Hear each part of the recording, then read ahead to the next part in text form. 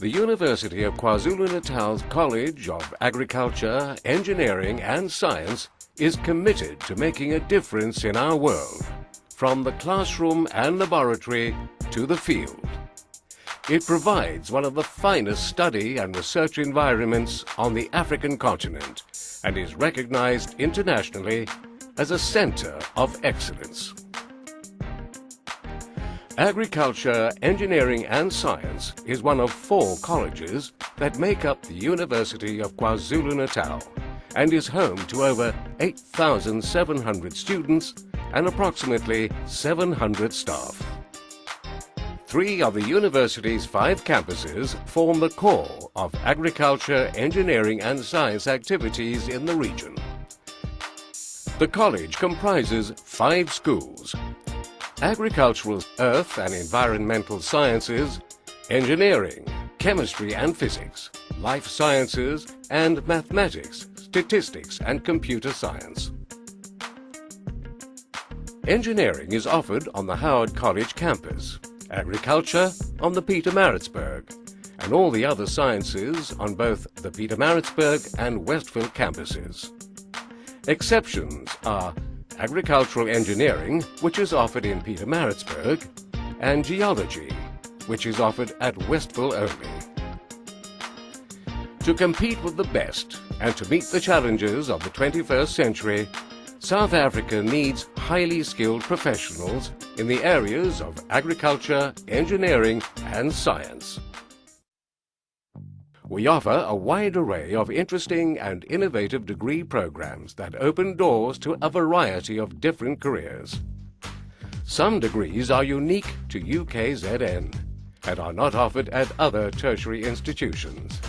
For example, we are the only university in South Africa to offer a fully accredited agricultural engineering degree and one of only 2 universities in the country to offer a BSc in land surveying. Our postgraduate food security training program is the only one in the world, and we have the widest range of agricultural disciplines at any single South African or African campus. The choices of degree and the options on offer may seem confusing at first. Engineering degrees are more specific, and the options are usually career-focused. Emphasis is placed on training in the specific principles which engineers deal with in their professions. Engineering offers 7 different professional specializations. There are also degrees in land surveying or geomatics and property development. In science, there are structured or career-focused degrees.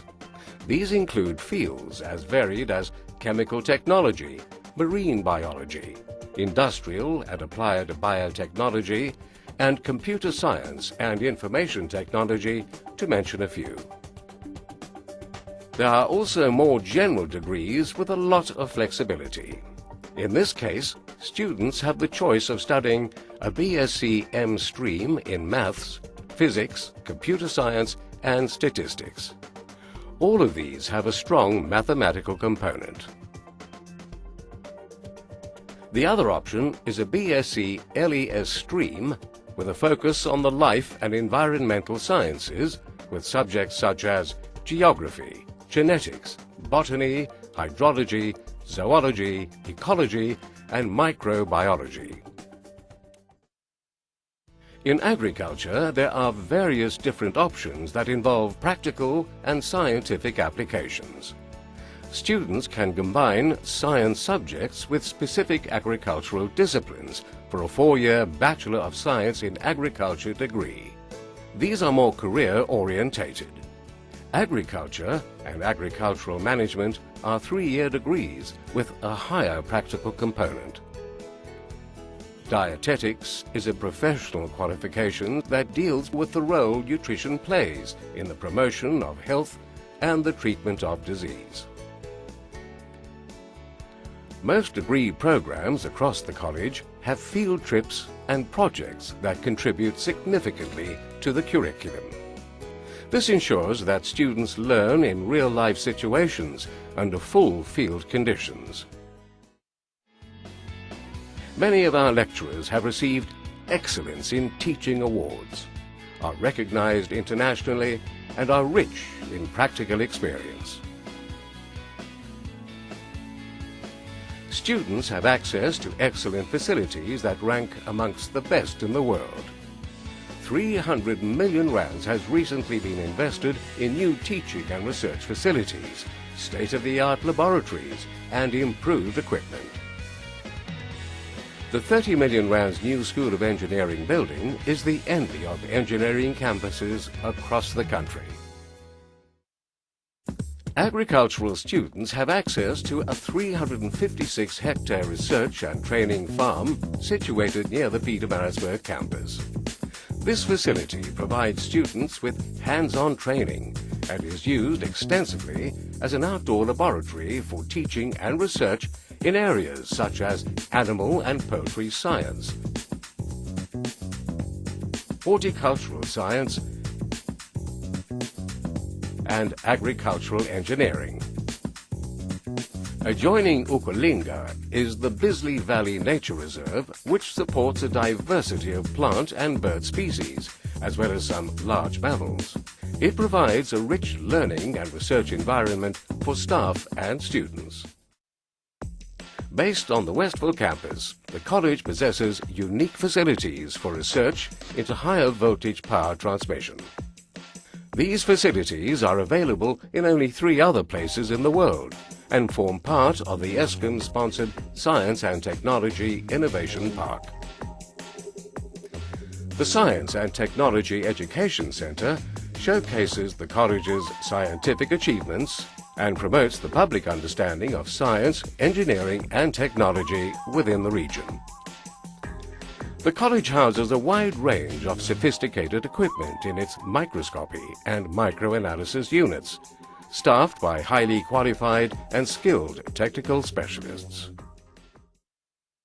The College of Agriculture, Engineering and Science prides itself on its graduates who are highly sought after. In a market characterized by a shortage of qualified professionals in science and technology, our graduates are readily employed around the world in the fields of agriculture, science, commerce, industry, engineering and research, to name just a few. Research plays a major role within the college and operates at the cutting edge of technology. The college has the highest research output in the university and produces the most research publications. There are over 60 well-established research groups and centres within the college. The African Centre for Crop Improvement caters for students from all over Africa. It is one of only 2 African plant breeding programs on the continent. Based in the School of Agricultural, Earth and Environmental Sciences, the African Centre for Food Security focuses on alleviating hunger in Africa.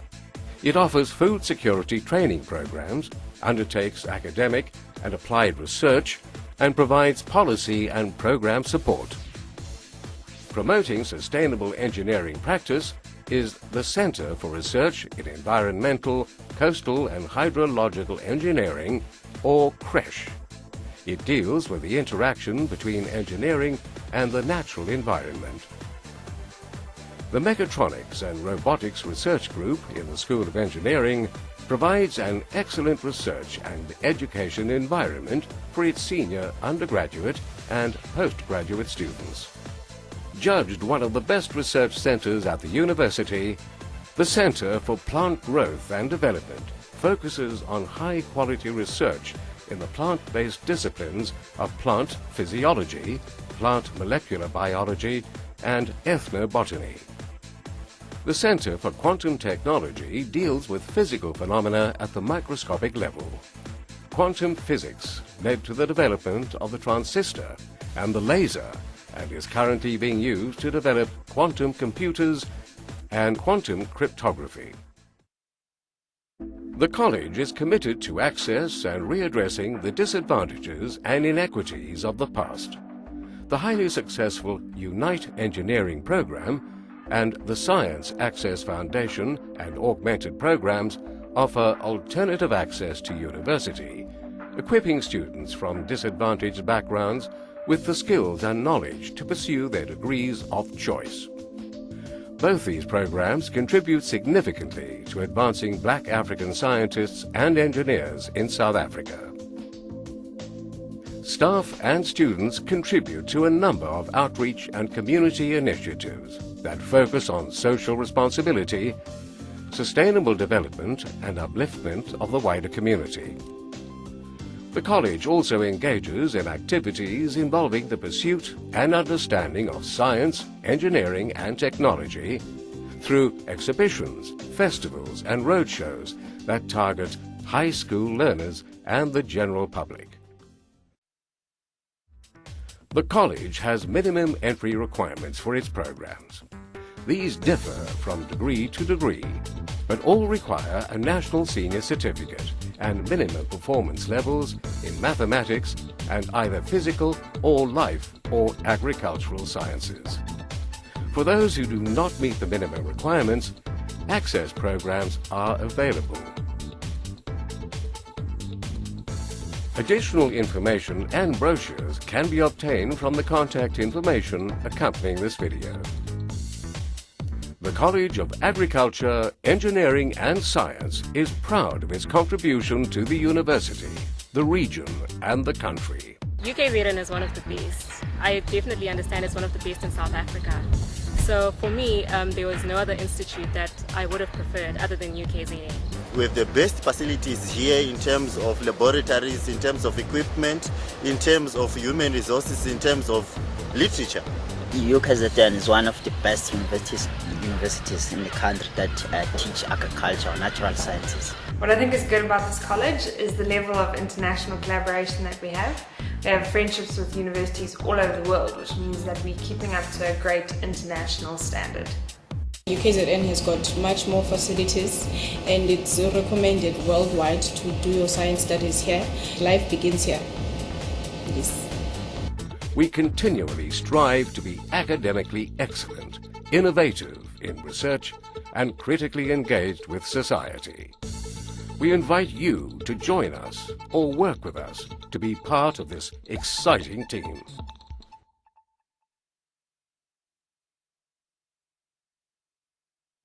Oh, the first day that we signed up for Monday.com, our department was already able to connect our processes, our software. Greetings, colleagues. Jerusha and Yanga, over to you guys.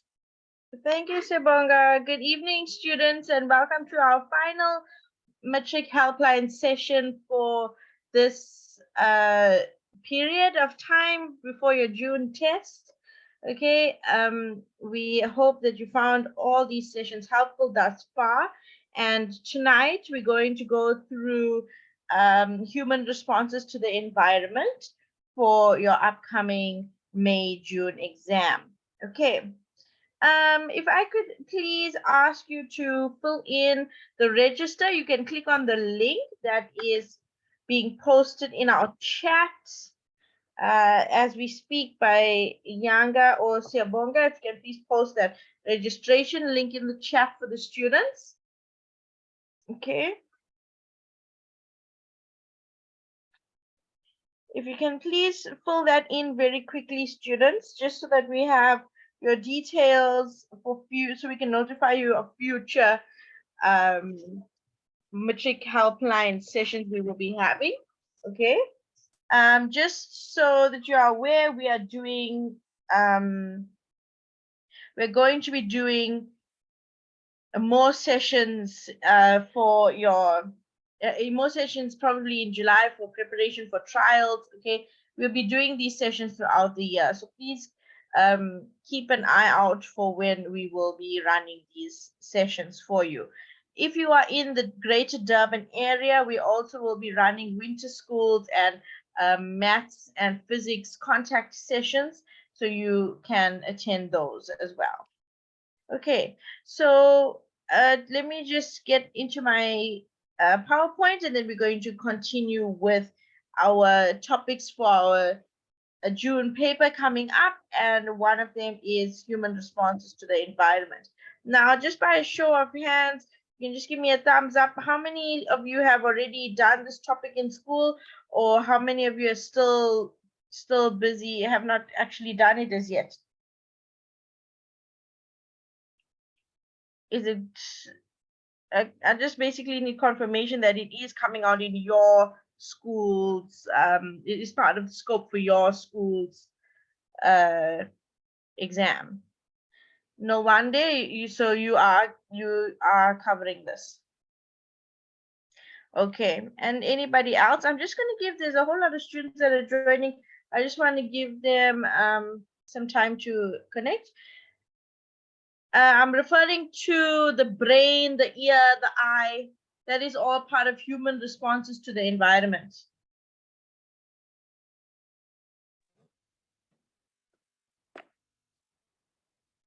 Okay.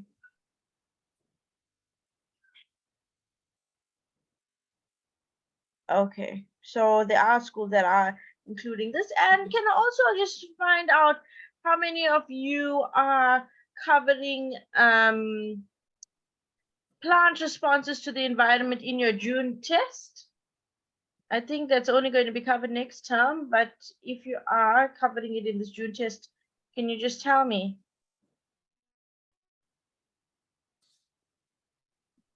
I know, did you all do the practical that was about plant responses? Okay, so some schools haven't started it, or some schools are probably only doing it next term. Okay. Some haven't started. Okay. Okay. Hi, ma'am. Yes, over to. Yes, ma'am. Please, when you're explaining, please explain more on the ear because we haven't covered. You haven't covered that topic yet. Yes, the rest we have, but just the ear. Oh, okay, okay. Thank you.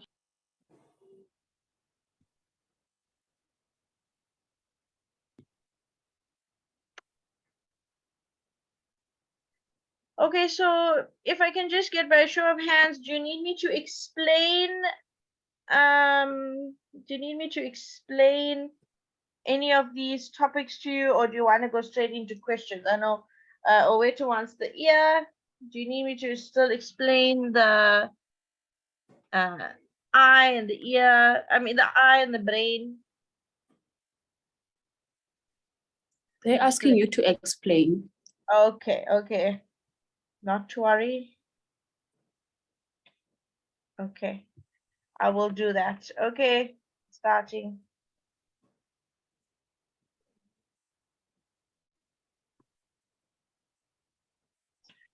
At this stage, you should have revised this section at least. Okay, can everybody see my slides? Yes, we can see. Okay. Okay. Okay, so the nervous system. This is now your brain that we're talking about, your nerves that are involved. Okay. Okay, so we're basically talking about every organ that's going to be responding to external stimuli from the environment. Okay, so the nervous system is responsible for processing and transmitting information throughout the body, okay, via the nerves. It tells the body how to react to stimuli, which means different changes in the environment that the body is exposed to. Okay, so the nervous system also coordinates activities of the body. So if they ask you what is the importance of the nervous system, you could write these things. Okay, it coordinates the activities of the body, and it's made up of the central and peripheral nervous system. Okay, so can anybody tell me what is the central nervous system? What is that made up of?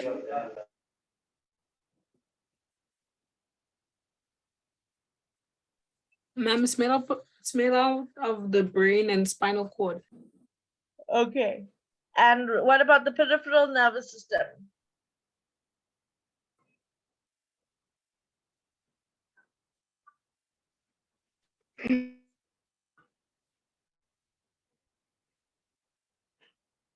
What is that made up of? The cranial nerves, ma'am, and the spinal nerves. Correct. Okay. Okay, so your central nervous system is made up of your brain and spinal cord, and the brain consists of your cerebrum and cerebellum.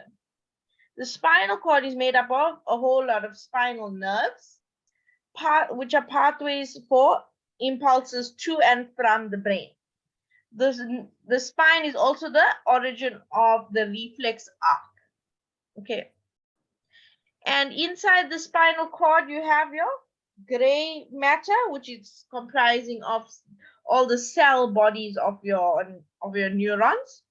And on the outside, we have, the gray matter is on the outside, and the white matter is on the inside of the brain.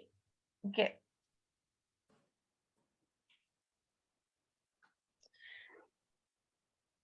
Okay, sorry, let me just make this a bit smaller.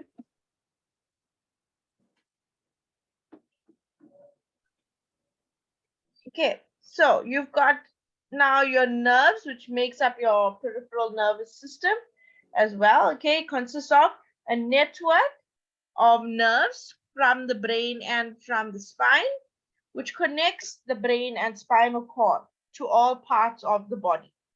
Okay, so you've got your sensory nerves. Okay, the sensory nerve is number 1. Okay, so look at number 1 there. What can you distinguish from there? You need to be able to tell the difference between these 3 things: the spine, the sensory nerve, the sensory neuron, motor neuron, and interneuron. You need to be able to tell the difference between these 3 things. So give me some visual characteristics of a sensory neuron.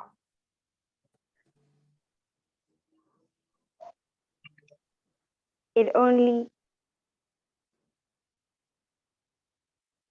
Oh, sorry, Apiwe, your mic went muted.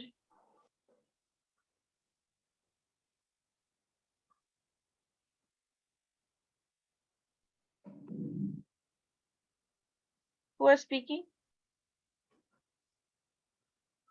The sensory neuron transfers impulses from the receptor to the central nervous system.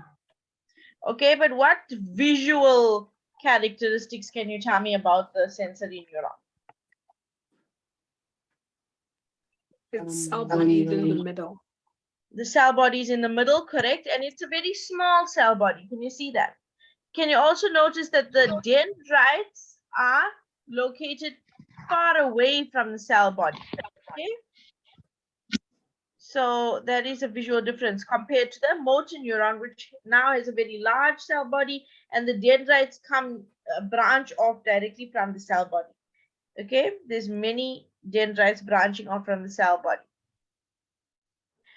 And both, what do they have in common? Both of these neurons are myelinated.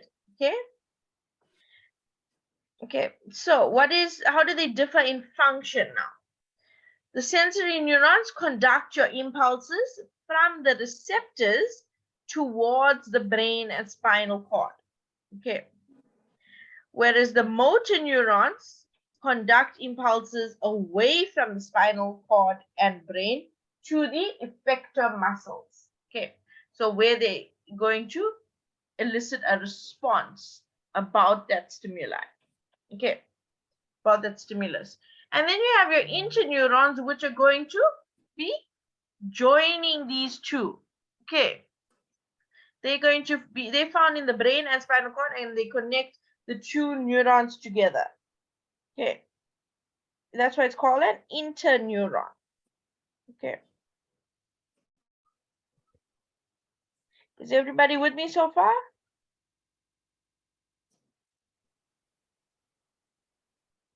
Yes or no? Give me a thumbs up. You can also unmute and say yes, no. Yes, they're responding yes on the charts. Okay, okay, good. Okay, then another important thing you need to know is the synapse. Okay, I'm just waiting for my slide to change.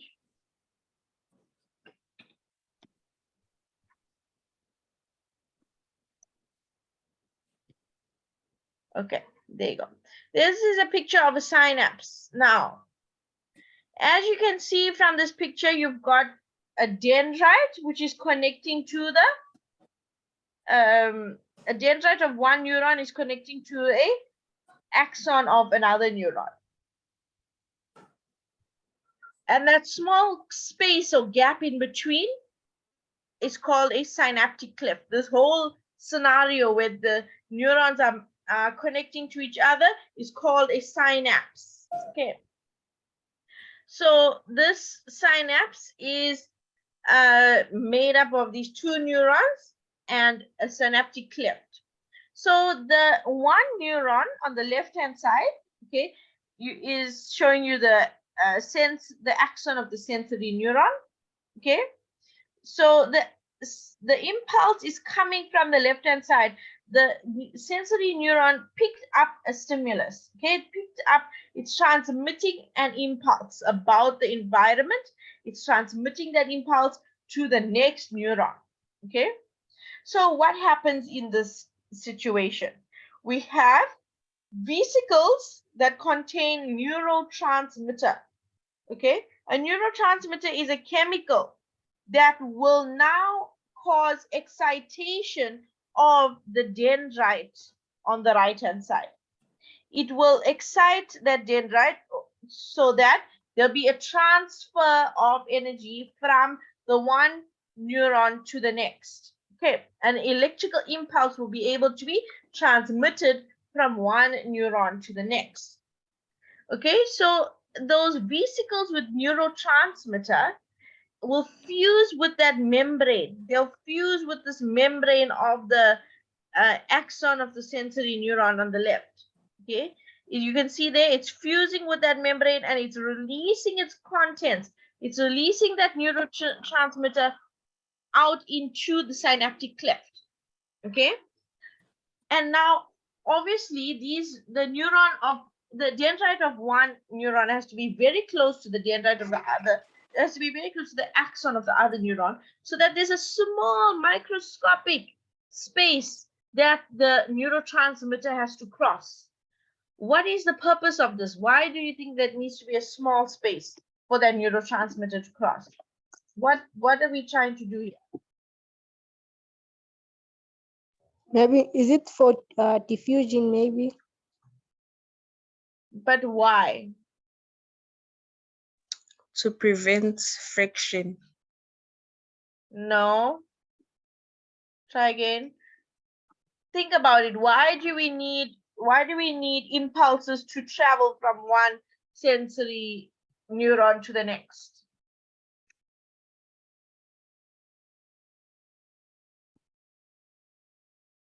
Why are we transmitting a signal?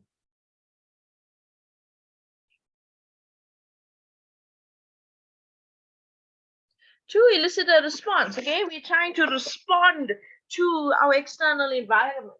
Okay, so we need to be able to sense it, and in order to sense this, we need to be able to transmit that signal from each of the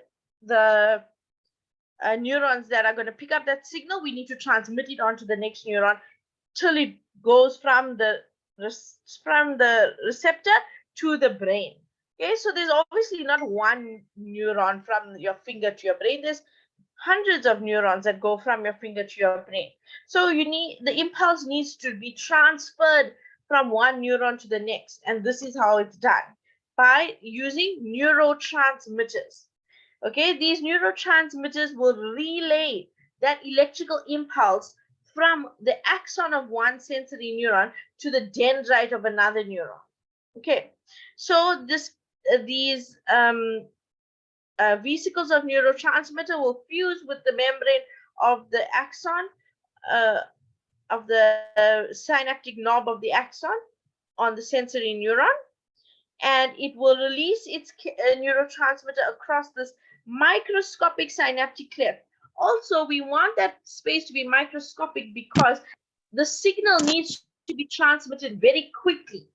Imagine if it took you 5 minutes for you putting your finger over a flame, and it takes your brain 5 minutes to register that your finger is over a flame. Obviously, your finger will be burnt by then. So your neurons need to transmit the signals very, very quickly, extremely quickly, so that it can perceive what is happening in the external environment, and it can respond to that. Okay, do you understand? Yes or no? Just give me a thumbs up if you're understanding so Yes. far. Okay. So your neurotransmitter.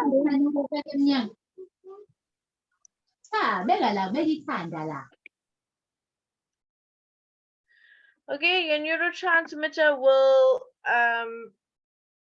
diffuse across that microscopic gap, and once it touches the dendrite of the next neuron, it will excite this membrane, and an electrical impulse will be generated in this dendrite, and then the electrical impulse will be able to pass down this neuron, okay, in the same direction. Okay, also remember the direction only goes one way. An impulse cannot go back and forth. It has to travel in one direction down a neuron. Okay, it has to go from a dendrite to the axon. Okay, of the next. Sorry, from the axon to a dendrite of the next neuron. Okay.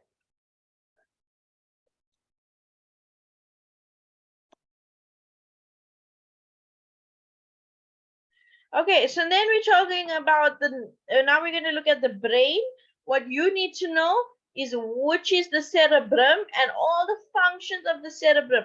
Basically, the cerebrum is involved in your higher thinking, okay? It's the largest part of the brain. The gray matter is on the outside, the white matter is on the inside, and it actually controls your higher thought, your reasoning. It interprets your impulses, like your sight, your five senses.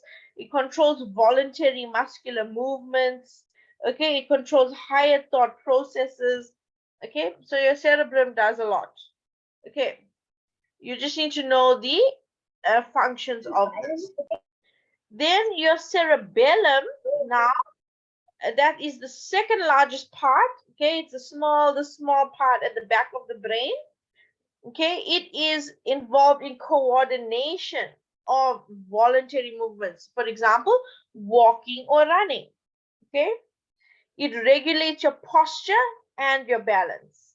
Okay, so this is very important. They like to ask this, and they like to ask this in relation to the ear. Because remember, the ear has organs that will affect your posture and affect your balance. Okay, so make sure that you are able to understand cerebellum is going to be the one receiving signals and interpreting the signals from the ear. Okay, then you have your medulla oblongata. The medulla oblongata is continuous with the spinal cord. Okay, and it fits into the lower part of your brain where there's directly from the spinal cord. Okay, so it connects the brain and the spinal cord together, and this controls involuntary muscle movement. Give me an example of an involuntary muscle movement. Knee jerking. Yes, and what about heartbeat? That's involuntary. Okay, and breathing as well. Okay, so involuntary muscle movements is controlled by your medulla oblongata. Okay. It regulates your heartbeat and the diameter of your blood vessels, and it affects the rhythm of breathing. It controls swallowing, coughing, and sneezing. Okay. If we had to cut the brain in half, this is what it would look like, okay, through the section, longitudinal section through the brain, And we can see that what holds the two halves of the brain together is called the corpus callosum. That is this part here that joins the two hemispheres of the brain, the two sides of the brain together. Okay. And it actually facilitates the coordination between the left brain and the right brain. You also have an important organ that is situated there in the brain, and it's called the hypothalamus. Okay, the hypothalamus now has a lot of functions. It controls the autonomic nervous system, which maintains homeostasis. It controls secretion of glands. It regulates emotional and behavioral patterns. Okay, regulation of eating and drinking. It controls body temperature and blood pressure and even sleep. Okay, so the hypothalamus is very, very important. You need to know the functions of this organ. Okay, very, very important.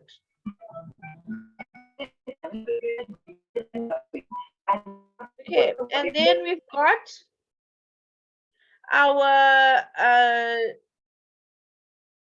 hypothesis or the pituitary gland. Okay, this is also an important organ to know. Okay, it controls a lot of secretions of hormones. Okay, which I'm sure you remember from other sections. Okay, you need to be able to label the brain. This would be the level of labeling that you need to do. Okay, nothing too hectic. Okay. Okay, and then another very important topic or subtopic that you need to know in this section is the reflex arc. Okay, now a reflex arc brings about a reflex action.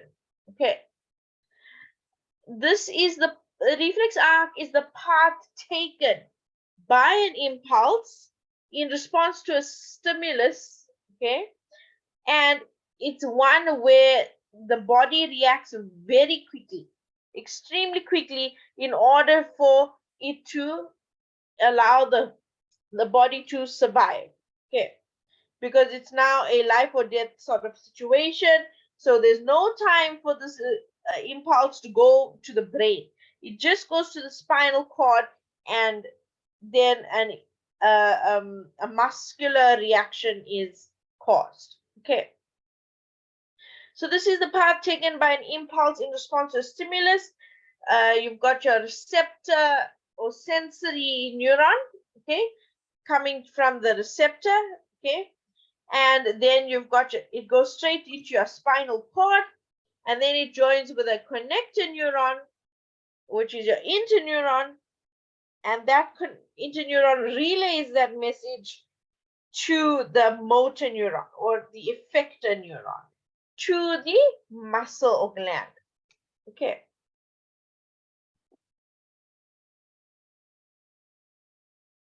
Does anybody have any questions about the reflex arc?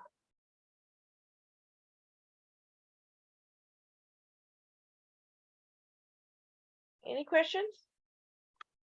Let me check the chat.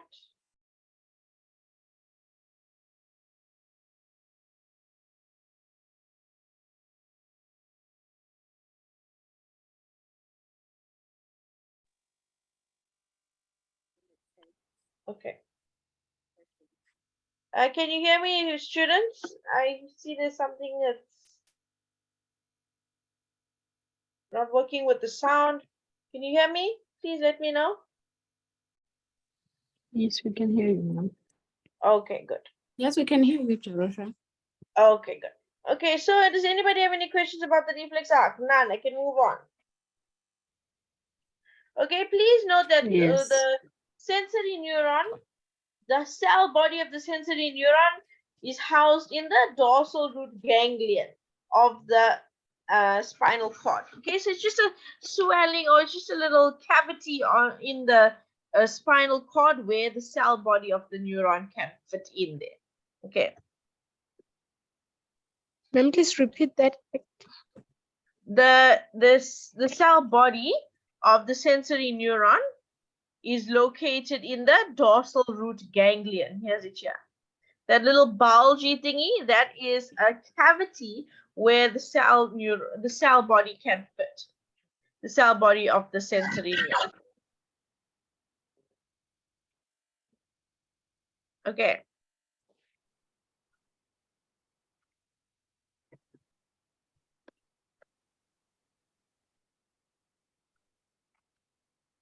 Sorry, I'm just waiting for my slide to change.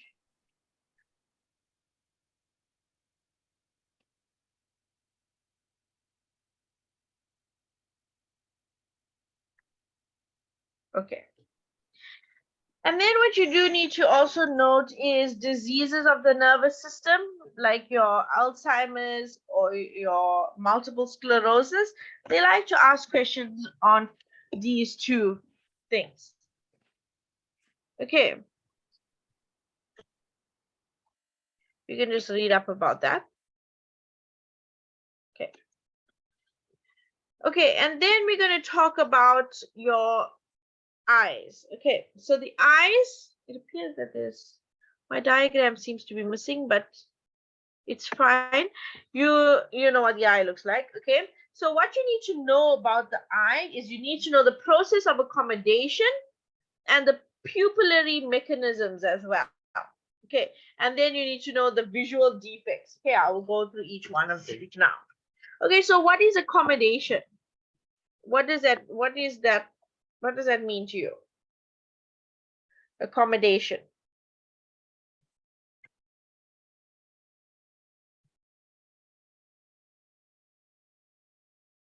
What does accommodation mean? Ma'am? Yes. It's the ability of the eye to alter the shape of the lens so that a clear image falls on the retina. Very good. That is absolutely correct. Okay. That is correct. Okay. So when an object is close to the eye, less than 6 meters away, the eye adjusts itself to be able to see these things. Okay, that are close.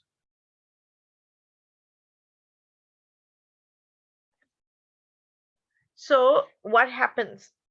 You've got your ciliary muscles, okay, and your lens that's going to adjust now to this object that is very close by. Okay, so your ciliary muscles will contract, okay, and it will pull the ciliary process and the choroid towards the lens. Okay. The tension on the suspensory ligament is then released, and the elastic lens becomes more convex, which increases its refractive power. And that's how a clear image is formed on the retina.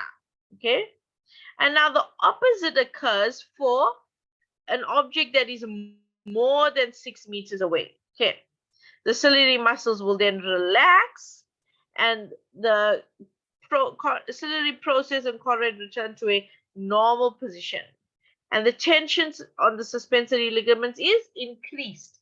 This pulls the lens and makes it more flatter, which decreases its refractive power. If something is more convex, it means it's more rounded, which means it's going to bend the light much more. Okay, so it increases the refractive power. But if a lens is flatter, it will bend the light much less and decrease the refractive power of that lens. Okay, both of which will form clear images on the retina. Okay, so this process is called accommodation. So you just need to learn for near vision, ciliary muscles contract. Okay, what does that mean? The suspensory ligaments are released, elastic lens becomes more convex, and that's how a clear image is formed on the retina. Okay, so you need to learn these steps.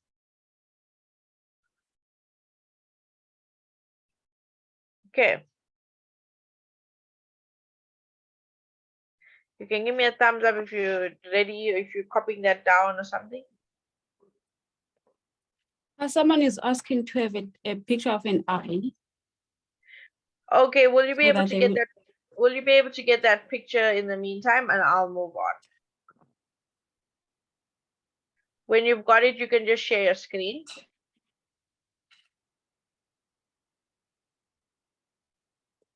Okay. Thanks.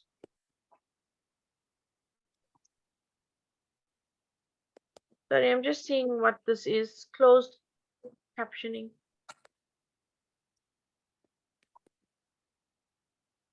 Don't know what that is.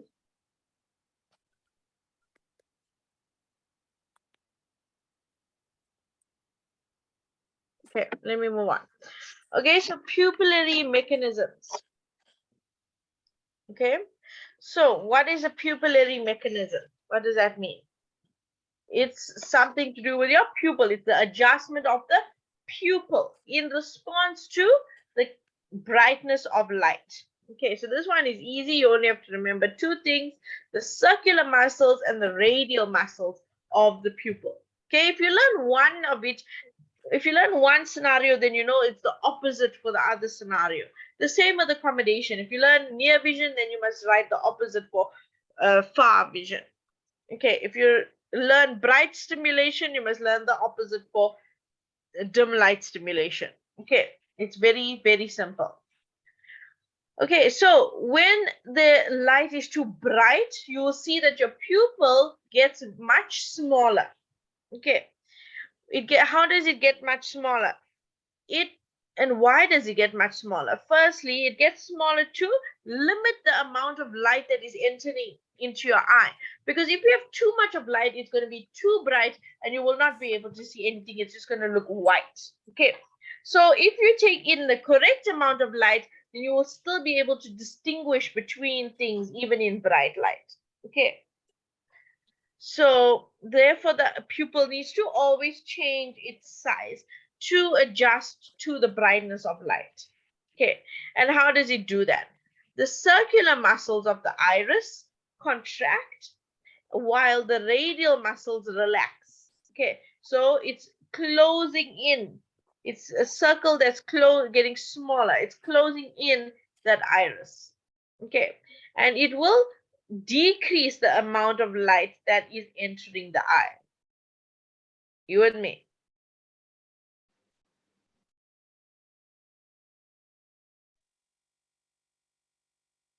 I'll just wait for thumbs up.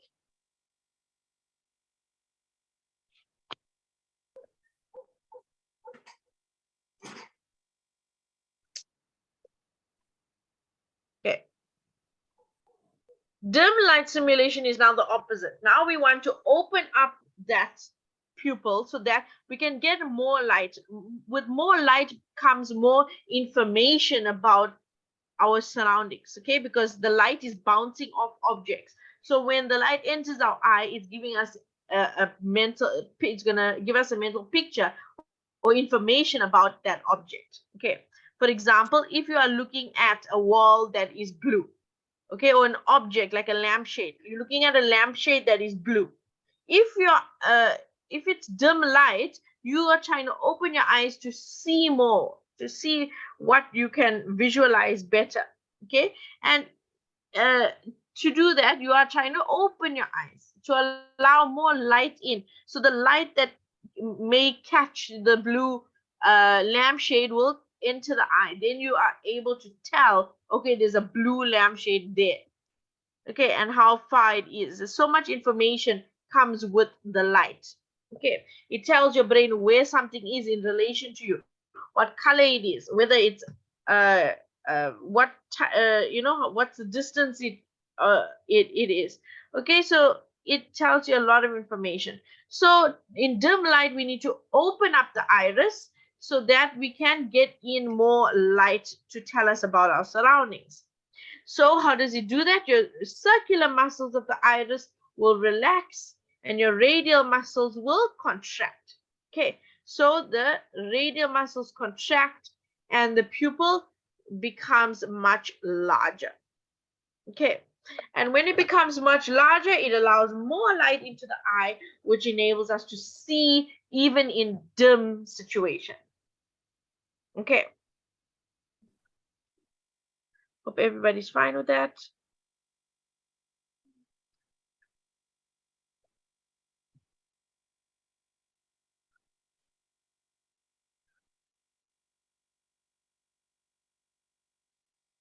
Okay, I'm just waiting for my slide to change. There is thumbs up on the chat, so they are fine. Sorry, oh, thumbs up. Okay. Just let me know when you have that picture, Younger.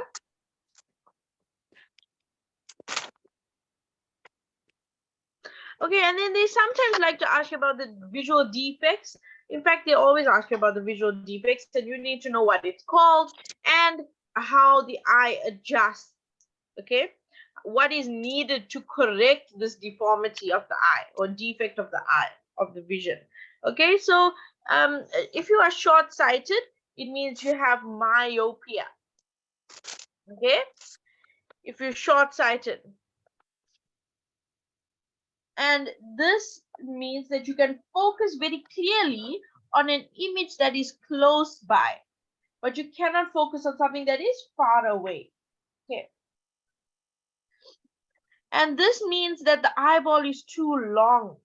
There is a clear image that forms in front of the retina. It doesn't reach the retina at the back of the eye. The image is forming in front of the retina. So you can't really see what is happening far away. You can only see it close by.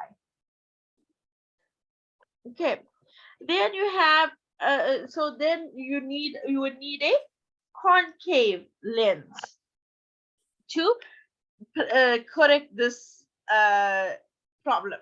Okay, so what does a concave lens mean?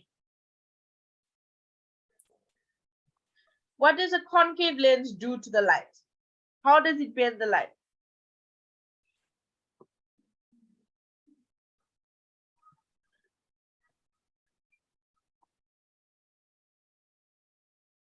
Students, what does a concave lens do?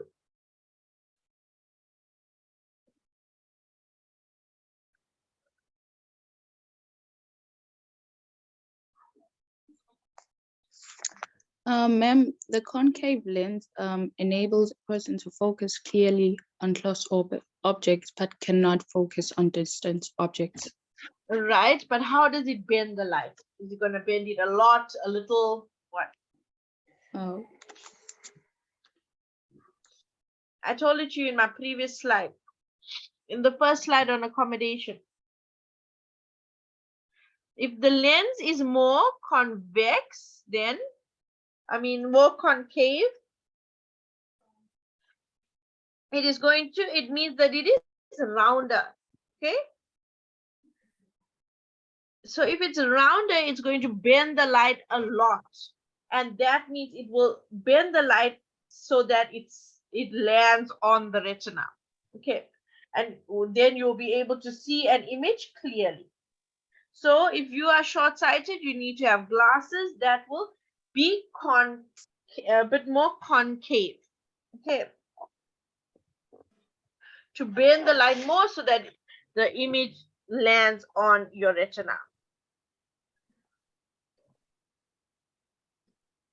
Okay, and then if you are far-sighted, you have hyperopia, okay? And this is now when you can focus on an image that is far away, but you can't focus on an image that is close by. I don't know if any of you have seen old people, they always read the newspaper, they hold it far away from their face when they're trying to read the newspaper. Okay, because the shape of the eyeball is changing to become more rounded. It's getting shorter, and a clear image then forms behind the retina. Okay, so now it's over refracted. Okay, so how do we correct over refraction? We have to use a convex lens, which is much more flat. Okay, so it will not bend the light so much, therefore the light will land on the retina and not past the retina. Okay, do you understand that? Yes, yes. Okay. Yanga, do you have that slide yet? Picture?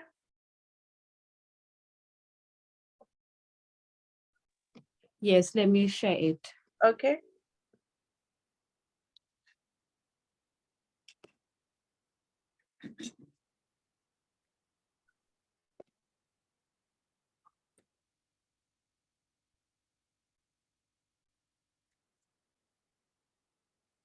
Oh, I think I need to stop sharing and then you can share.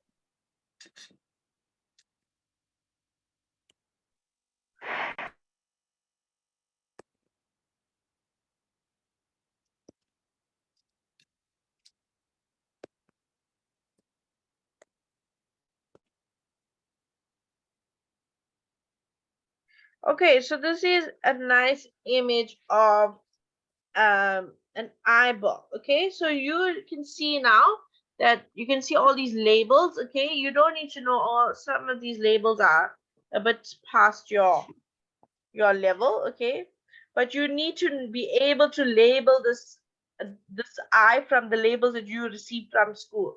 Okay, so you need to know what's the lens, what's the cornea, the pupil, the iris, suspensory ligaments, the sensory body. Okay, you need to be able to label that. And you need to be able to label the retina, retina, sclera, the sclera, the choroid, and the yellow spot. Okay, and the optic nerve. Okay, so those labels that you were provided by your school, you need to be able to label that. Okay, they always will give you a picture of the eye and ask for labels. Okay.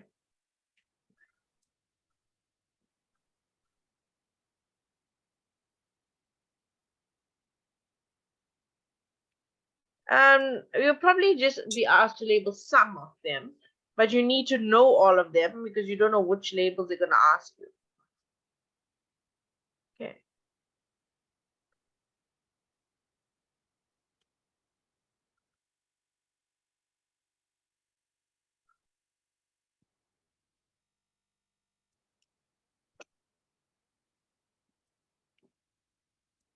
Okay. Thanks, Yanga. All right.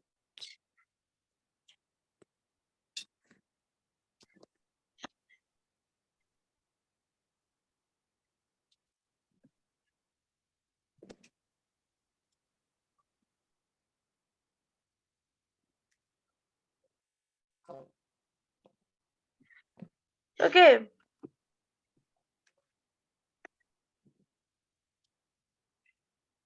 Okay, and then for visual defects, you need to know you've got your myopia, hyperopia, and then there's also astigmatism.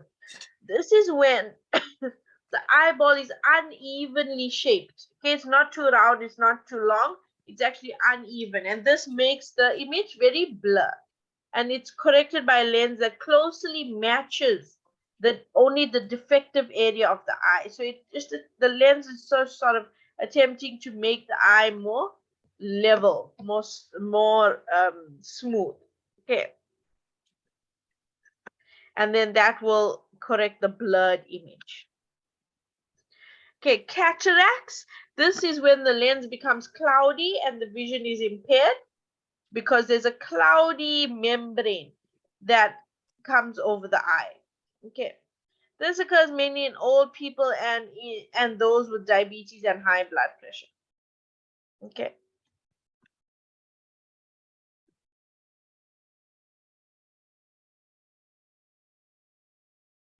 Okay, and then the ear. Yanga, maybe you can also get a picture of the ear for us. A labeled diagram of the ear, please. All right. Thank you. Okay, so this is obviously involved in hearing. Okay, you need it's when you it's the organ that picks up the sound waves. Okay, how does it pick it up? By the pinna. The pinna is used like a cone to direct the sound waves into the ear, to like basically catch the sound waves. Okay, and it's directed towards the eardrum. So the eardrum now will vibrate when the sound wave meets it. Okay, The vibrations are then passed down to 3 little bones, and those bones are called ossicles. Okay, the ossicles now will then vibrate and pass that sound on, okay, to the oval window. Does anybody know any other functions of these ossicles, these 3 little bones?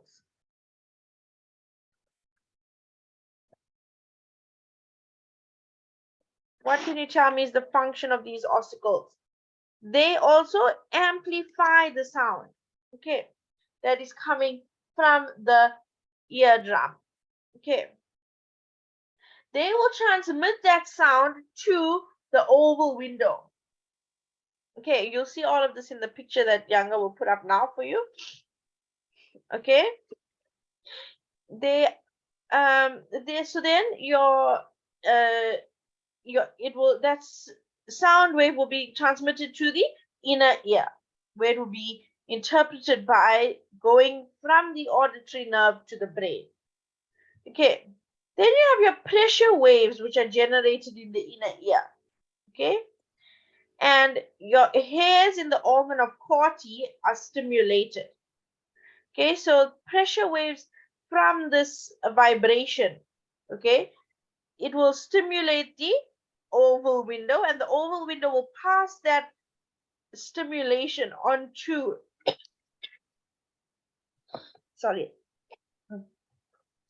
pass that stimulation onto the organ of Corti. Okay, so the pressure will be increased in the inner ear, and the organ of Corti will be stimulated. Okay, and these are like little hairs that are going to be stimulated to move. Okay, when the hairs move now, a nerve impulse is then sent via the auditory nerve to the brain. Okay, basically that's basically it.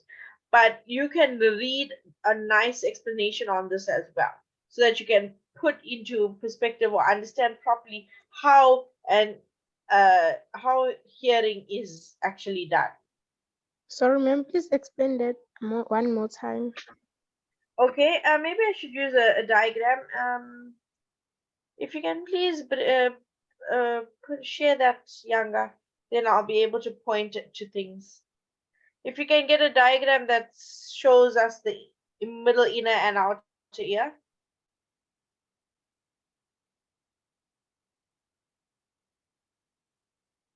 And the organs of Corti and all that.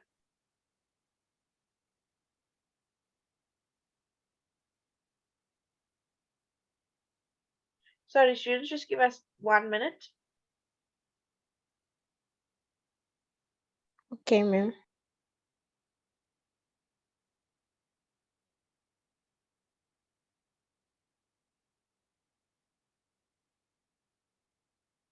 Okay.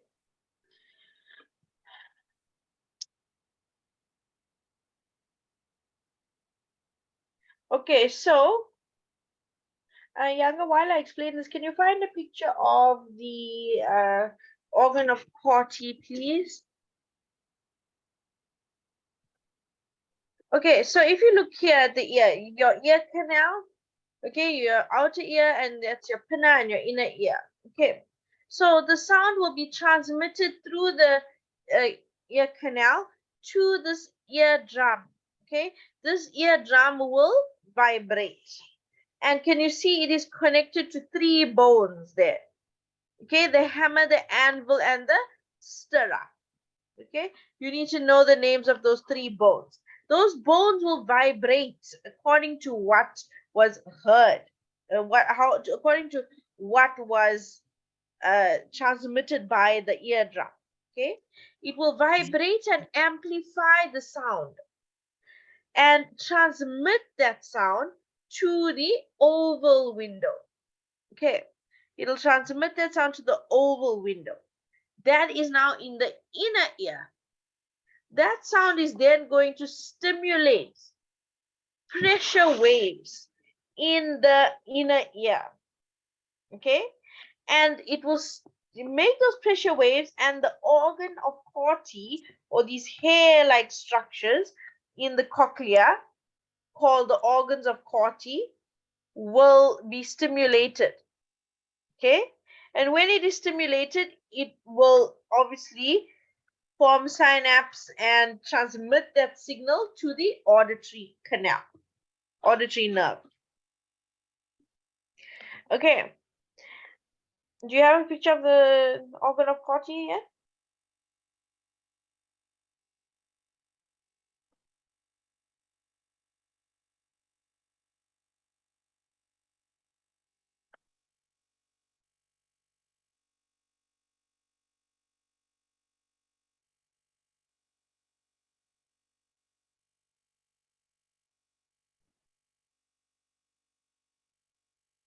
Are you getting it, Yaga?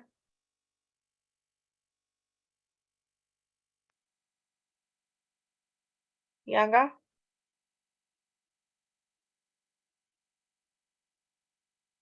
Sorry, we may have lost connection. Okay, so the organ of Corti has these little hairs which will be stimulated by the sound. Okay, sharing it now. Okay.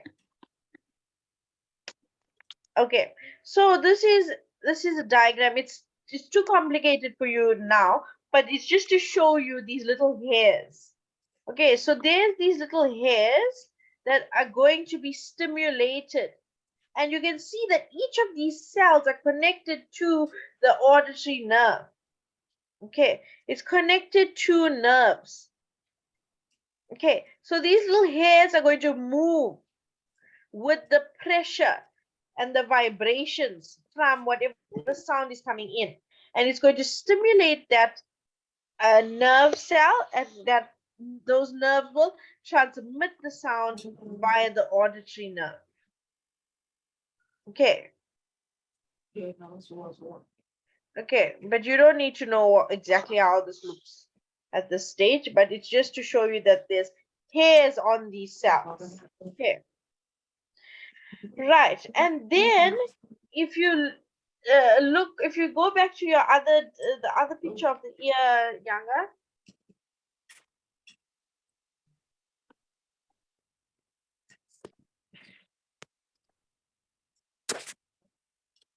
Yeah.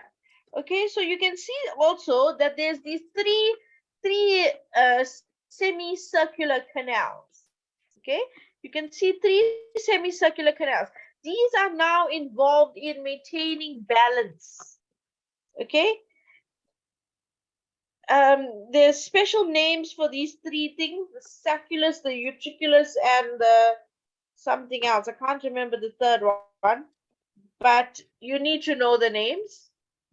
I think you might need to know it. You'd rather just know it in case. But they So, collectively, yes. So your organ of Corti is located in your cochlea. Yes. Okay, thanks. Okay. And the semicircular canals is the collective name for these three canals that are located in different planes. So one is coming out, one out of the page, one's going into the page, one's sticking at a right angle to the page. Okay, so it's in all, it covers all directions. Okay, and this is what helps you with balance. Okay. This is how you're going to get balance. Okay, there's hair-like structures in here called cristae, and they also move. So that and there's liquid also in these cells called otoliths. Okay, there's liquid in them that move and will give the brain information about your balance. Okay. If you have, does anybody have the exam fever study guide?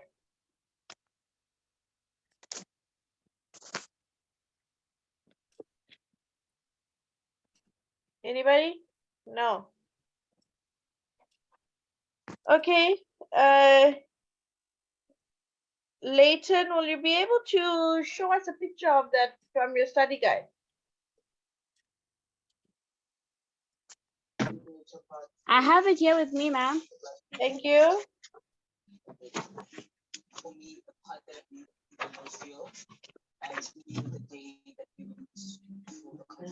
Where is it?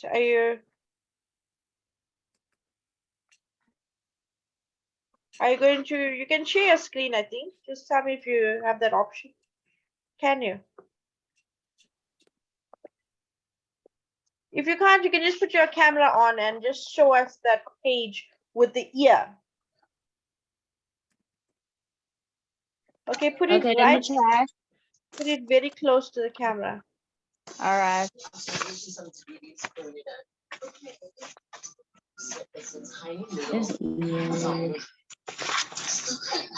Where's the camera?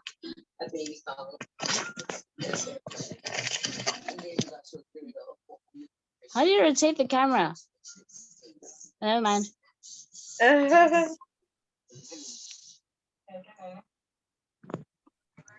Okay, wait. I don't know if you can see. Oh, it's a little bit too far. But you could just tell me now from that diagram, okay? From the diagram, you can see what does it tell us there about those 3 semicircular canals? The 3 semicircular canals contain endolimbs. They contain endolimbs, play a role in informing cerebellum about movement of the head. Yeah, that's what's there. Okay. Yeah, that's what I'm trying to see there. Okay, so endolymph is just a liquid that's inside those semicircular canals. Okay, the liquid inside those semicircular canals will move according to how your head moves. And that will now be transmitted along the auditory nerve to give the brain, it will go to the cerebellum and give the brain information about your balance and help you to maintain balance even if you are spinning around, for example. Okay, because the liquid inside those semicircular canals are going to move, and that is going to generate an impulse. And do you understand? Yes, ma'am, I understand. Thank you so much.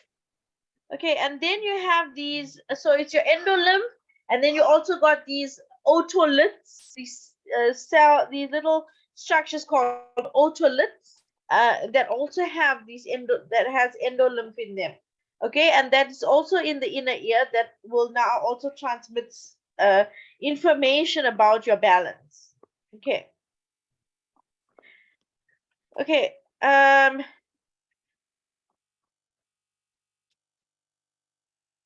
Okay.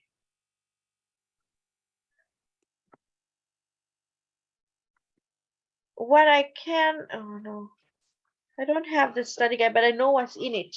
Otherwise, I would have put a picture up on it. What okay, are you what looking can you, Andila, can you tell me what it says about that on that same diagram? Can you read the part where it says about the cristae? Cristae. On the top right, top right. Top right. Of the diagram. Oh yeah, middle. Are stimulated when in Sorry, read that again.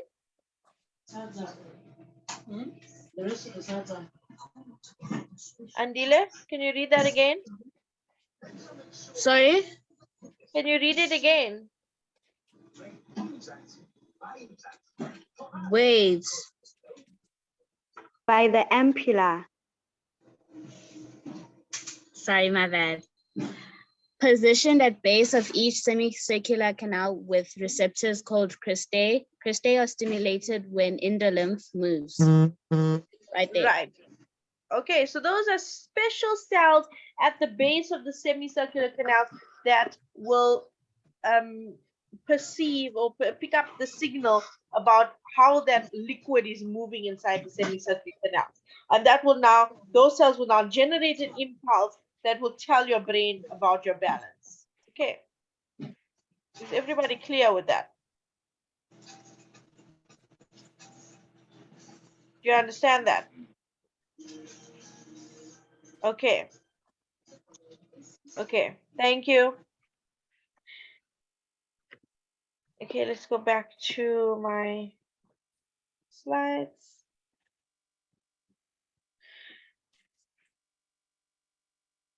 Okay. Oh gosh, I forgot I had this slide. It's okay about balance and equilibrium. Okay, as I was saying, your semicircular canals, which is your utriculus and your sacculus in the inner ear, play an important role. The cristae in the semicircular canals are stimulated by changes in direction and speed of your head. And then you've got these specialized cells called maculae in this utriculus and the sacculus, which are stimulated by changes in the position of the head. And the cristae and the maculae convert stimuli to nerve impulses. These impulses are then transmitted along the auditory nerve to the cerebellum. And the cerebellum sends impulses to the muscles to restore your balance. Okay, maybe you want to take a picture of the slide or something, because they could ask you, I mean, it is a higher level question, but they could ask you, how does the brain and the ear work together to maintain balance? Okay, and this is what you would say. Okay.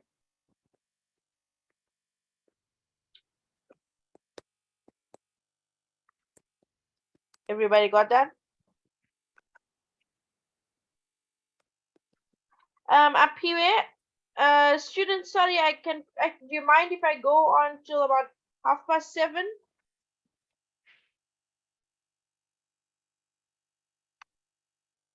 If you are able to stay, please do. Okay, I'll go until 7:30. We're going to do some questions. Okay.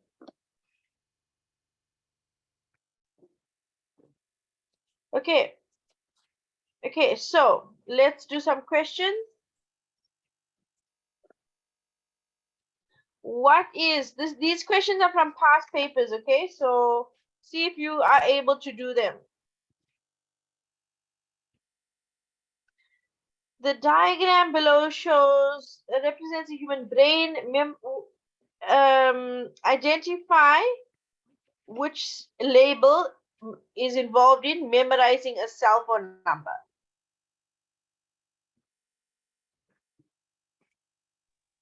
Is it B, ma'am? Correct. Okay, coordinating all voluntary movements. It's D. Voluntary movements.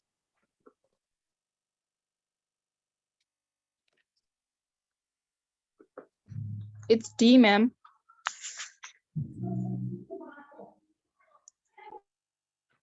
Try again.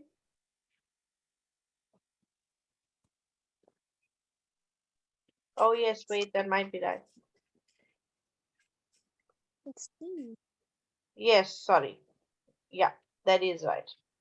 The cerebellum controls voluntary movements. Sorry, I was thinking involuntary, but it controls voluntary movements.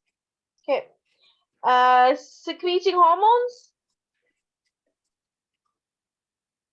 A, ma'am. And what is that? Pituitary gland or something, yeah. Yes. What connects the two hemispheres of part B? C. What's that called? The corpus callosum or something, yeah. Corpus callosum. Yes. Okay. What has the reflex action that occurs? The reflex action that occurs when stepping barefooted on a sharp object.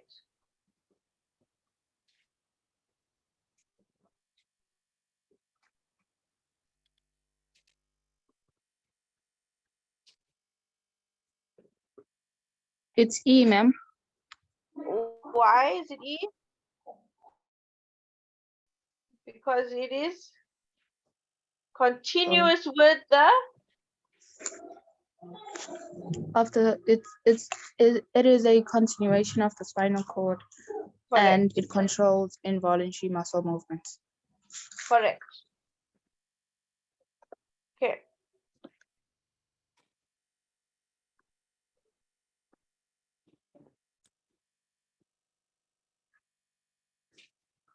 Okay.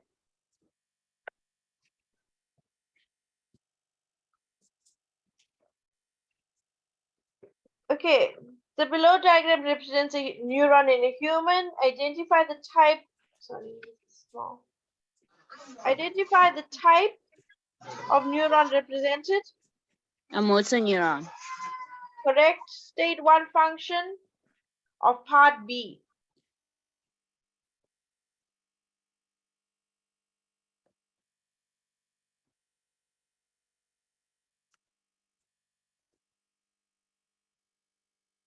What is part B?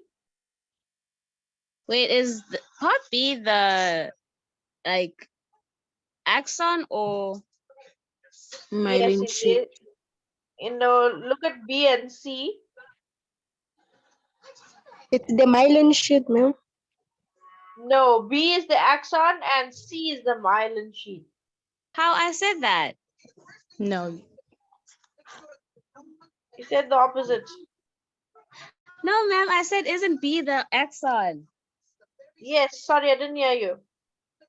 Yes, that's correct. But now I need to know what's the function of part B. That's the question. The axon. Ma'am, I think it carries the nerve impulse away from the cell body. Correct. Leighton? You raise your hand?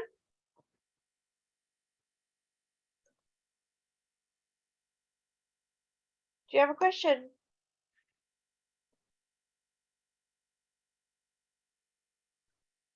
Okay, we'll move on. Explain the role of part C in the functioning of the neuron. What does part C do? The myelin sheath. It provides electrical insulation and helps to speed up the transmission of impulses. Very good. Okay, that's correct. You would get 2 marks for that. You want to repeat that? The myelin sheath. Take it down. The myelin sheath provides electrical insulation and helps to speed up the transmission of impulses. Okay. Okay. Explain the consequence of explain the consequences for a reflex action if the neuron shown in the diagram is damaged.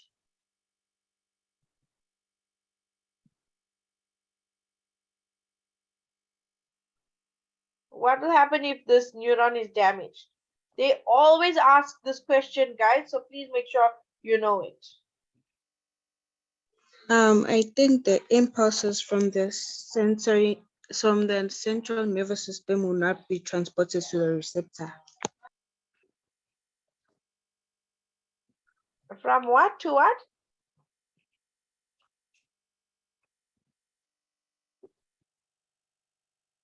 Just repeat what you said there. I think the impulses will not be transferred from the central nervous system to the receptor. To the receptor. Yes. You mean effector. Okay, if you're going from the central nervous system to the effector, okay? The receptor neuron goes from the receptor to the central nervous system, to the spine. But this is a motor neuron. So it's going to be going from the spine to the effector. The effector being the muscle. Okay, so if you damage this, it means that you can still perceive a stimulus, but you will not be able to react to the stimulus. Do you understand? Because you can still use the sensory part is still working, but the motor part is not working. So the sensory, you'll be able to pick up the signal from the external environment, you'll be able to tell but what's going on in the external environment, but you will not be able to react to it because the neuron from your spinal cord to your effector muscle has been damaged. It cannot relay the message as to what the muscle should do. So the muscle will not do anything because it is not going to be stimulated to do so, because this neuron is damaged. Do you understand that? Does that make sense, everybody?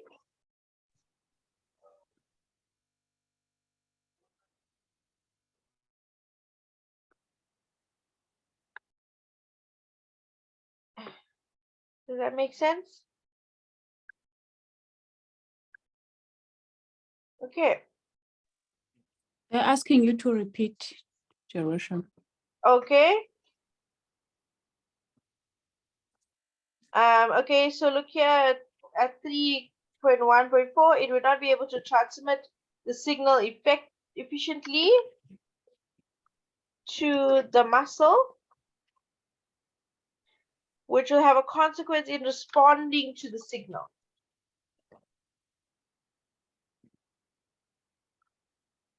So you will be able to perceive the signal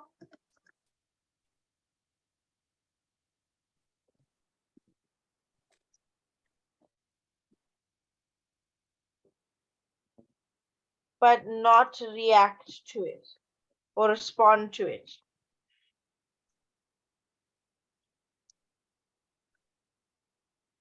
Okay.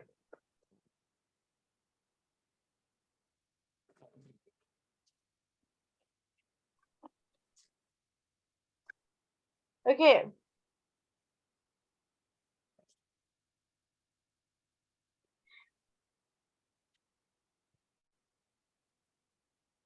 Okay. A diagram below represents the structure of a neuron. Name the type of neuron in the diagram. Motor neuron. Correct. Identify part B. Is it the nucleus, ma'am, or something? Correct. Yes, Correct. F. it's the cell body. Correct. A. Dendrite. A is yeah. Dendrite. Correct. Give the letter and name of the part that transmits impulses away from the cell body. The axon. So it's asking for the letter and the name. Is it C? Oh, C, the axon. No, no, no. Look carefully. C is pointing to the axon. D is pointing to the myelin sheath. So the answer is C. So you need to say C, the axon. You have to give the letter and the name. Otherwise, you won't get the 2 marks. Okay. Insulates and speeds up the transmission of impulses. D, the myelin sheath. Correct. Name the condition caused by the progressive degradation of part D. Multiple sclerosis. Multiple sclerosis. Wow, we finally have a boy answering. It's the first time I heard a guy all night. Well done. Okay.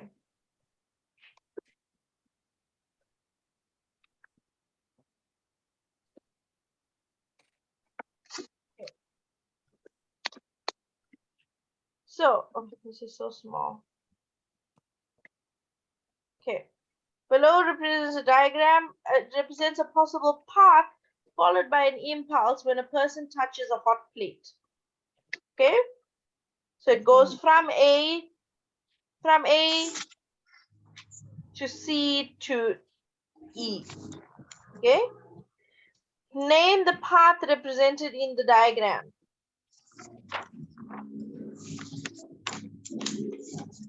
I think it's the reflex arc map. Correct. Okay. Identify the type of neuron represented by B. Motor neuron. The motor neuron. C. C. What is The it? sensory neuron or something. Connector neuron. The interneuron. Connector neuron. Yes, it's an interneuron because it's in between the sensory and the motor. Okay, and what is E? Sensory neuron. Sensory, very good. Give the letter only of the part that represents the receptor.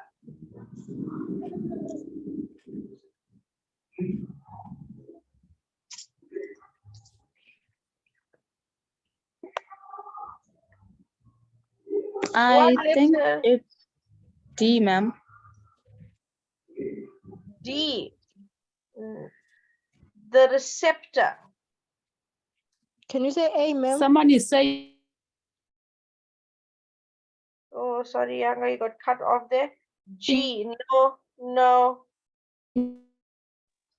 Ma'am, can you say it's A? It's A, okay? The receptor is G. A. Sorry. The receptor is not A. The receptor is F, because that's where the sensory neuron is. The sensory neuron is going to receive the signal. So it's picking up the signal from the receptor, which is F. Then what is the effector? Where is the motor neuron? The motor neuron is connected to the effector. It's going to cause an effect A, from ma'am. the response that it is getting. So the answer is A. Does everybody understand that? That the effector goes with the motor neuron and the receptor goes with the sensory neuron. Okay, give the letter and name of the region where the impulse is transmitted chemically.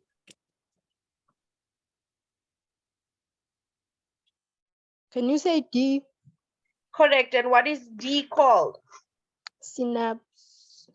The synapse. Okay, Synapse. very good. Correct. Which is the part that has an insulating function? G. G. And what is that called? It's a myelin sheath. Myelin sheath. Correct. Correct. Okay.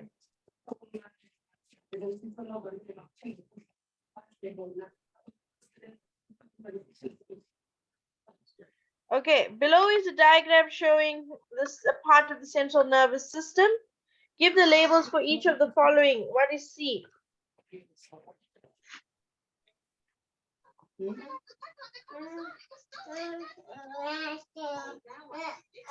Is that representing the muscle? Correct, it's the muscle. Microscopic gap D. Synapse. Synapse, very good. What's E?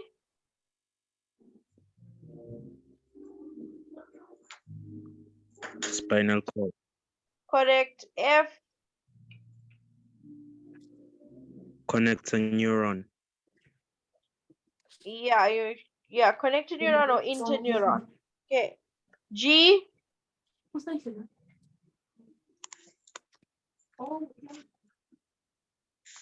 Dorsal root. Correct, it's the dorsal root. Okay. Okay, did everybody see that? It's called the dorsal root. And the ganglion is that cavity where the cell body fits. Okay. Then you've got explain one consequence of the body if A is damaged. So if your sensory neuron is damaged, what's going to happen? What's a consequence for the body?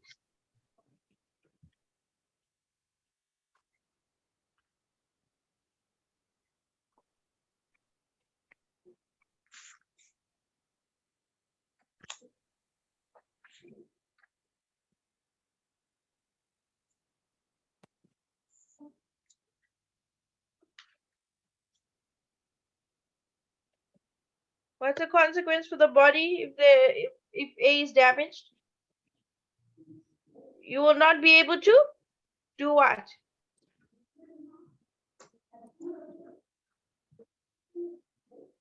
To carry the impulses from the receptor to the central nervous system. Very good.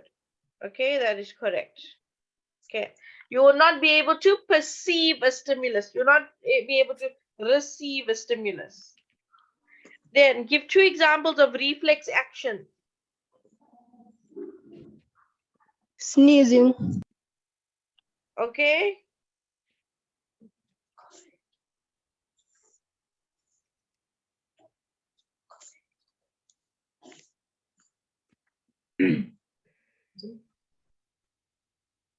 A knee jerk, ma'am. The knee-jerk reaction, very good. Draw a label diagram of neuron B to show its structure. So what neuron are you going to draw? The motor neuron. Correct. Okay.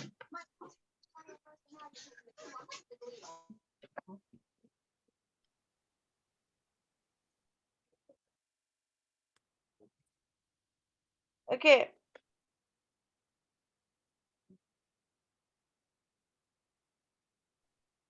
Write only the letter of the part that represents the effector. E. Okay. Interneuron.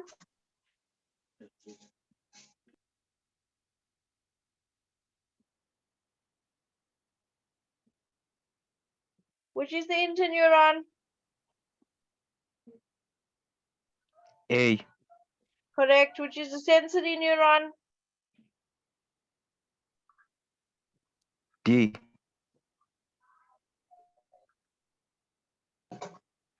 Yes. I won't say that.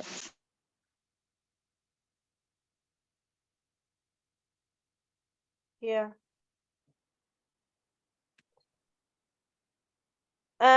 Give the letter and name of the neuron in the diagram that is probably damaged. If a person is able to detect the stimulus but cannot respond, F. Motor neuron. correct. State if the nerve impulse travels from D to E or from E to D. Which way is the signal traveling? D to E. Correct. From D to E. It's going from the sensory neuron to the spinal cord and then to the motor neuron. Okay. Very good. Okay. Okay, we're done with the reflex arcs. Let's do this question, this last question before we done here. Okay. Okay, the diagram below represents 2 possible pathways, A and B, which a nerve impulse may follow in the human body. Which pathway, A or B, represents a reflex arc? Sorry, Jerusha. Yeah. Halisa is asking you if you can please explain 7.2, the motor neuron. 7.2. Okay, so remember we said in the previous question that we did do, if the motor neuron is damaged in this reflex arc, the stimulus can still come from the flame. The sensory neuron is still able to sense the heat from the flame. Okay, you can see the finger there by the flame. The sensory neuron is still able to detect that. It will be transmitted to the interneuron, and then it will be transmitted to the motor neuron. But if the motor neuron is damaged, it cannot transmit the signal from that interneuron to the muscle. So you will not be able to react to the stimulus that you are feeling. You can feel it because your sensory neuron is fine, but your motor neuron is damaged. So you will not be able to actually stimulate those muscles to cause a reaction or cause a response. Do you understand now?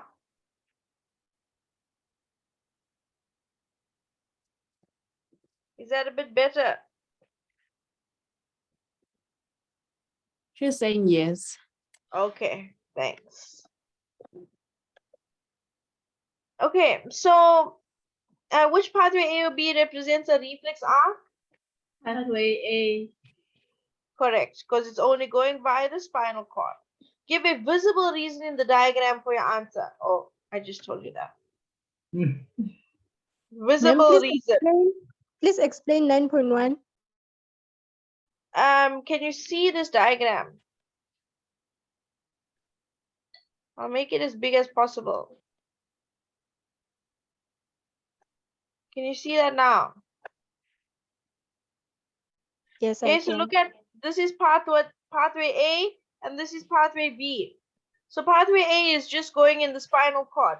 Pathway B is going from the receptor to the brain and then back through the spinal cord to the effector. Okay, can you see those two lines are going to the brain? But pathway A is not going to the brain, therefore it is the reflex arc. Okay, I get you, ma'am. Okay. Describe the importance of a reflex action in the human body for 3 marks.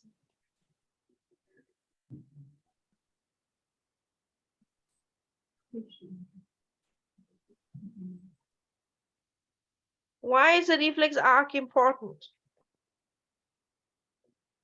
For quick response, ma'am, like without thinking about it. Quick response to what?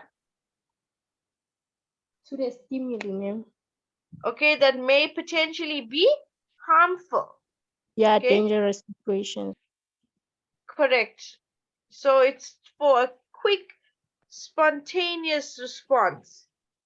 Okay, and what else? How is this? How else can you describe the importance? Why is it important? Ma'am, I would say it is like to protect us from danger, and they help us move our body and help us to see. Okay, correct. For harmful situations, and you can also say, or dangerous situations, you can also say it's for survival. Okay. Okay. What else can you add to that?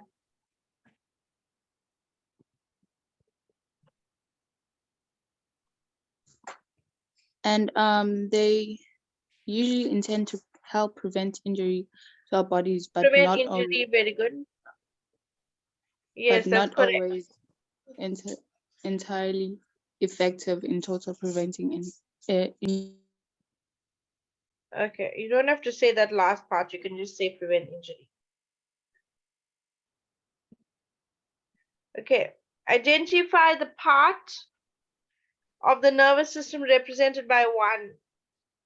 The cranial nerve. Very good. Okay. Ma'am, may I please ask, can you also Yes. use the spinal cord?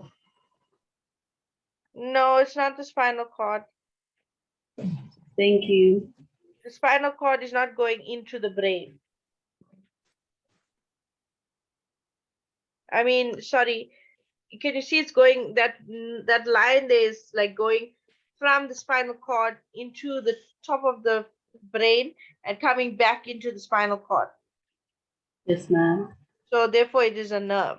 It's a type of nerve. So if it's coming from the brain, it's the cranial nerves. Thank you so much. Okay, explain one way in which the myelin sheath is important.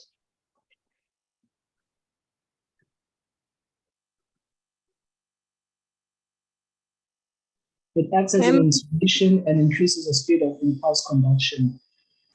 Say that again. It acts as an insulation and increases impulse conduction. Correct. Okay.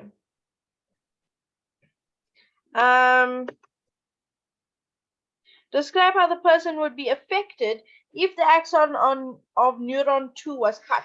So can you see this question is coming up over and over again? That's why I said you guys must know it, because they ask you in different ways the same thing. If the axon from neuron number 2 was cut, what would that do? And we just said it in our previous question.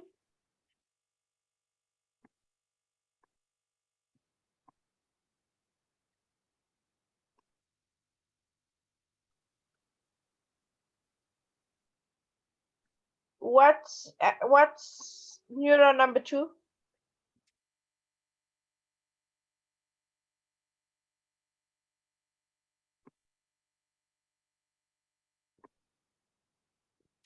What's neuron number 2, guys?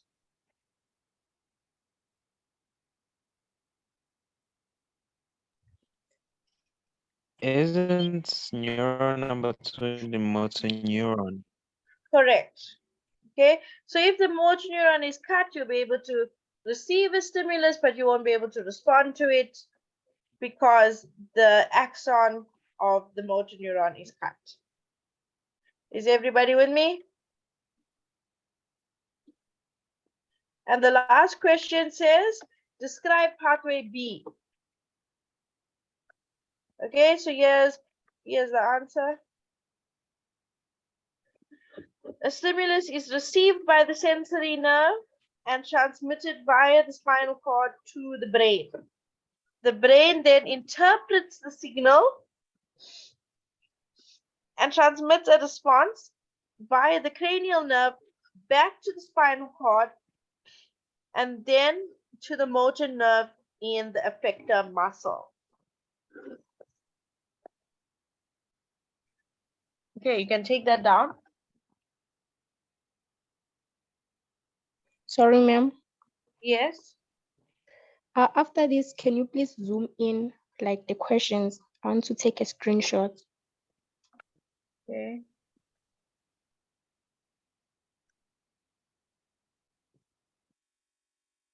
Here you go. Can you see that? Yes, thank you. Okay, take that answer down for number 9.7. You need to be able to describe pathway B. That's a normal pathway, a non-reflex pathway. Okay, your impulse is going to be detected by the sensory neuron, go via the cranial nerve to the brain. The brain is going to perceive the signal and is going to transmit a response back via the cranial nerve to the spinal cord. The motor neuron will be stimulated to cause a reaction because it is in the effector muscle. Okay, so you need to be able to explain that for 6 marks. Okay.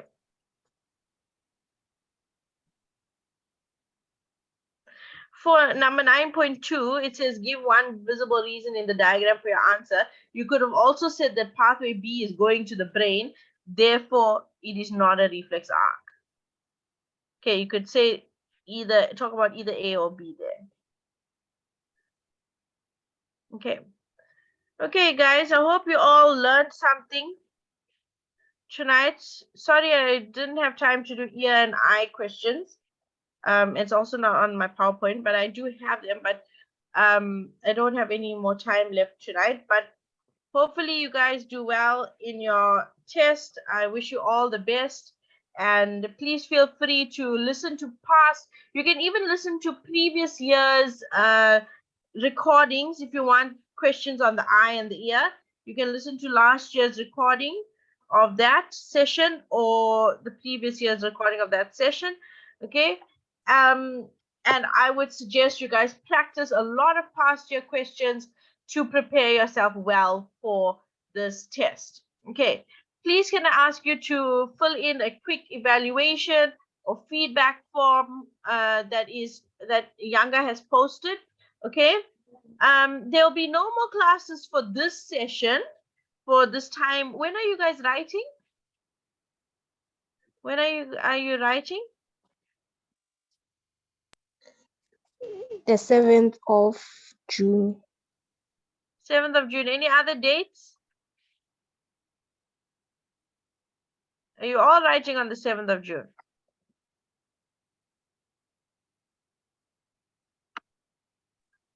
At my school, we're starting on the 2nd of June. Okay. Leighton, you're writing on the 1st of June.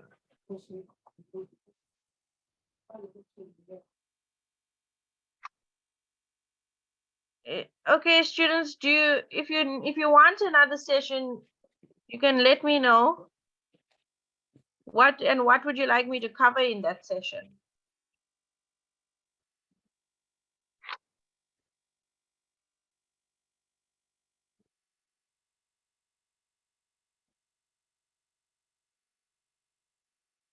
Would you like another session before your exam? And what would you like it to be on?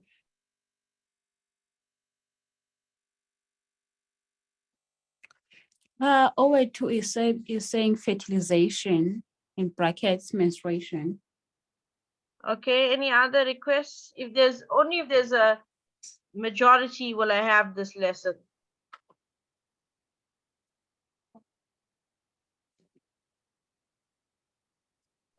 I'm saying that we must have another session, but for mine, it's the topic of genetics and inheritance.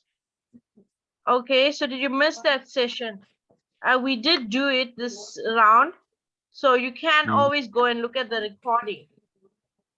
Okay. Amasle, we just did endocrine last week, Friday. If you want to go back and listen to that, or were you there at the lesson? Do you need more help with endocrine? No, I didn't join the lesson. Okay, we've already done it, so you can go and listen to that recording. You can view that whole session. It's on the website, on the Matric Helpline website.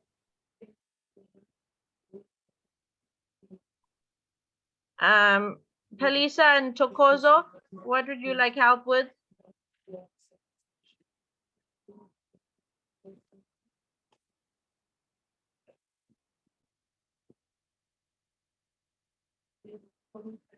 They're not saying. Okay, guys. But if you Ma'am, can we please revise the gametogenesis? Gametogenesis. Oh, that's with the sperm oogenesis and spermatogenesis. Yes. Okay. Okay, so all of that is in the reproduction, session, which I did. I think it was the first or second session that I did. Okay, so you'll also find that recording up on the website. Palisa is asking for uterine cycle. Yes, menstrual cycle is also part of reproduction. I've done a whole session on reproduction earlier in this 5-week course, so you can find the recordings there. Siyabonga, is Siyabonga here still? Yes, Siyabonga. Have those recordings been uploaded, or can you give us an indication of when it will be uploaded? Oh, okay. I think as from Monday, yes, last Monday, they were sent to the PR for them to upload. I will double check how far they with the process is.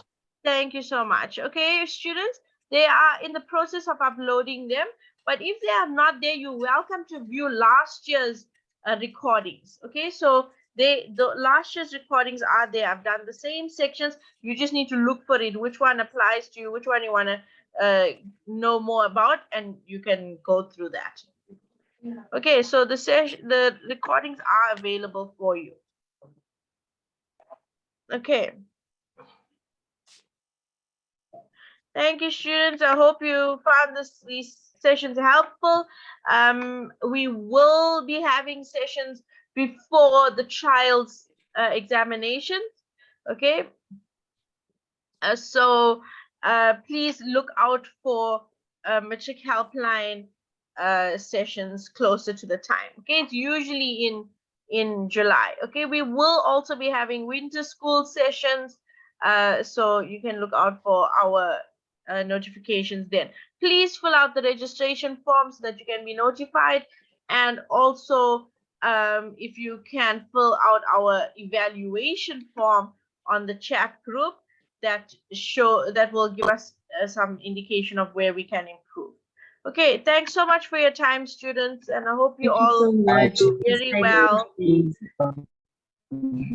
All the best for your papers. I'm sure you're going to do very well. Good luck, everybody, and good night. Good night. Thanks, Yanga. Thanks, Siyabonga. Thank you. All right, good night, Jerusha. Bye.